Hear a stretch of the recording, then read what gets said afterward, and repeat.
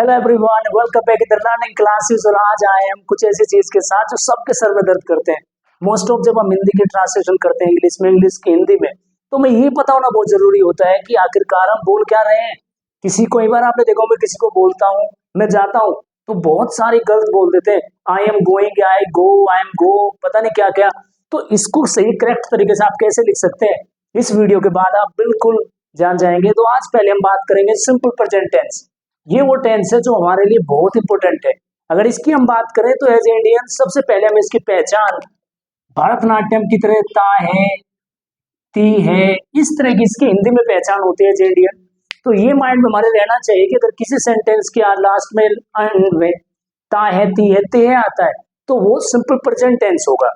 क्योंकि जैसे हमारे नाम से हमारी पहचान होती है, इसी तरह सिंपल प्रेजेंट की जो पहचान है हिंदी के अंदर ता है, ती है के नाम से होती है। इंग्लिश के अंदर जो हैबिट्स हैं, जो हैबिट्स पाई जाती हैं, या जो चीजें हो रही है प्रेजेंट के उस टाइम के अंदर, वो इंग्लिश में हम पहचान करते हैं। तो यहाँ पर हम आज शुरू करने जा रहे हैं सिंगुलर की। अगर हम बात करें तो सिंगुलर बहुत सारे बच्चों को पता होना चाहिए कि ही, सी, इट, किसी एक जो नाम है उसको हम सिंगुलर बोलते हैं। और प्लूरल की जब हम बात करते हैं तो आई, वी, यू, दे को हम प्लूरल बोलते हैं। बहुत सारे बच्चे मानते हैं कि आई को सर प्लूरल क्यों बोलते हैं, अगर मैं हूं तो आई हूं, मैं अकेला हूं। देखो, आई ना अपने आप में एक स्पेशल केस होता है। अगर आप किसी को बोलते हो मैं हूं ना, तो वो मैं हूं ना का मतलब है स्ट्रेंथ दर्शाता है आपकी, कि भाई आप हो तो कुछ नहीं होगा। तो वो एक पोलैरिटी को दिखाता है, एक स्पेशल शो करता है यहाँ पे। तो इस तरीके से हम बात करें सिंगुलर और प्लूरल, मैं शॉर्ट फॉर्म में लिख रहा हूँ क्योंकि मुझे पता है कि आज के फास्ट फूड के जमाने में हर चीज फास्ट ही चाहिए।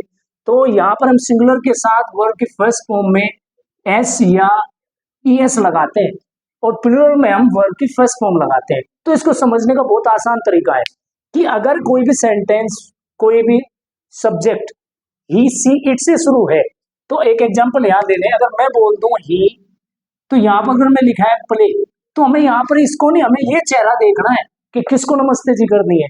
तो नमस्ते जी का मतलब यहाँ पर हम एस लगा देंगे और ये हो जाएगा ही प्लेज। तो हमें यहाँ पर जो सब्जेक्ट है, अगर ही, सी, इट और कोई भी सब्जेक्ट आता है, तो हमें ये ध्यान देना है कि उस सब्जेक्ट के अनुसार हम यहाँ पर फर्स्ट फॉर्म में एस या एस को चूज करेंगे, लगाएंगे। इसके अलावा अगर आप प्लूरल में जाते हैं, मैं बोलता हूँ दे और यहाँ पर मैं लिखता हूँ प्ले, तो यहाँ पर हमने ये देखा है कि आई, वी, यू, दे, यानी कि प्लूरल के साथ हम कोई छेड़खानी नहीं करेंगे, नमस्ते करेंगे। तो नमस्ते जी का मतलब है यहाँ पर नमस्ते, एस लगा दे तो जी बन गया इस तरीके से। तो ये हमें देखना है।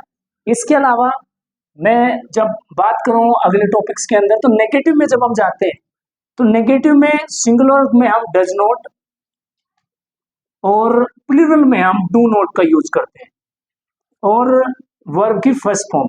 और एक चीज और आप साथ साथ बताएंगे आपको, नेवर। ये जो नेवर है थोड़ा सा अलग तरीके से हम इसका यूज करके बताएंगे आपको कि नेवर का यूज हम कहाँ पे करते हैं। तो सिंगुलर में डू नॉट और डज नॉट। अगर इसका मुझे यहाँ पर ही प्लेस का, अगर मुझे नेगेटिव, मैं आपसे नेगेटिव पूछ लूं कि भाई आपको ही प्लेस का नेगेटिव बनाना है, तो उसका आंसर क्या हो सकता है, जरूर मैं आपको बताऊंगा। ही को हम जानते हैं कि ही के साथ ही हमने सिंगुलर डज नॉट लगाना है, और डज नॉट के बाद जो एस लगा है, क्योंकि ये एस नो है ना, यहाँ पे ई एस ने जगह ले ली है इसकी, तो ये माइंड में रखें, यहाँ पर हो जाएगा ही डज नॉट प्ले।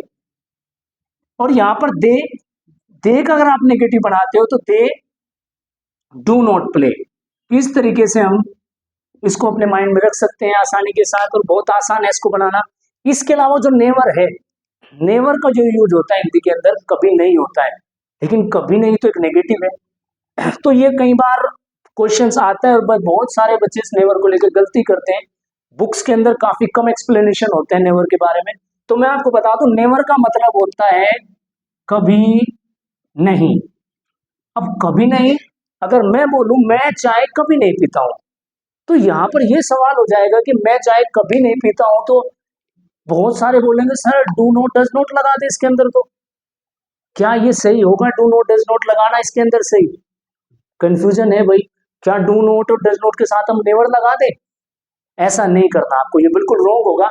यहाँ पर आपको रूल अप्लाई करना है एफर्मेटिव का।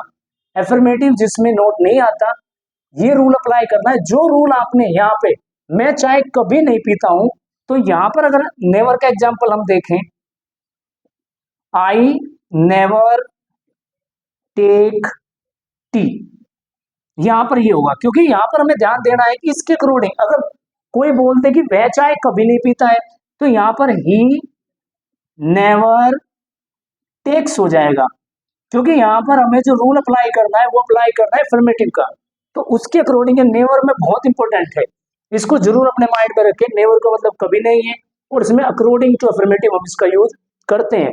तो ये बहुत अफर्मेटिव और नेगेटिव दोनों में एक्सप्लेनेशन की। और आज का हमारा जो टॉपिक ऑफ द डे होगा, आपको बताना है कि हाउ ये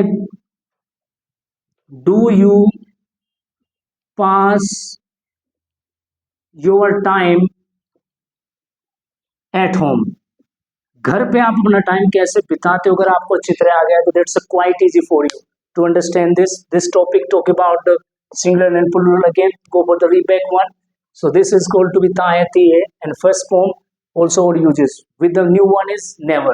आशा करता हूँ ये वीडियो आपको पसंद आई होगी। इस आशा के साथ फिर होगी आपसे मुलाकात। Thank you.